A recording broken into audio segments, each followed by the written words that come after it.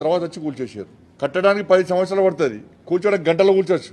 అది ఏదో ఉద్ధరించినట్టు కాదు. అది కిరాయి కుండలు కూడా రాత్రి చెప్పకుండా మొత్తం ఇల్లు కూల్చేస్తే వాళ్ళు ఏడు పోవాలి. ఇవాళ దానివల్ల ఏమైంది? ఇవాళ పూర్తిగా హైదరాబాద్లో, తెలంగాణ రాష్ట్రంలో రియల్ ఎస్టేట్ వ్యాపారం మొత్తం దెబ్బతిన్నది. వేరే కంపెనీస్ ఇవి కూడా వచ్చే పరిస్థితి లేదు. ఇవాళ రియల్ ఎస్టేట్ వ్యాపారం దెబ్బతిన్నది. ఆర్థికంగా తెలంగాణ రాష్ట్రం పూర్తిగా అధోగతి పాలైపోయింది. ఇవాళ ఈ హైడ్రా వల్ల ఇంత వ్యతిరేకత వస్తే ప్రభుత్వం పునఃసమీక్షించుకోవాలి.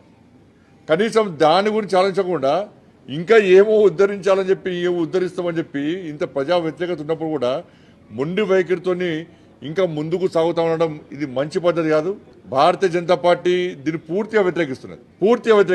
పేదల జోలికి వస్తే ఇక బుల్డోజర్లు ఇప్పటి నుంచి మేము పేద ప్రజలకు హామీ ఇస్తున్నాం. మీకండగా భారతీయ జనతా పార్టీ ఉంటుంది. ఇలా పేద ప్రజలకు ఆయుధంగా మారబోతుంది భారతీయ జనతా పార్టీ. పక్కా పేదలకు అండగా ఉంటాం. ప్రభుత్వం వెంటనే వెనుకడిగేయాలి, ప్రభుత్వం దిగి రావాలి. పేదల బతుకులు నాశనం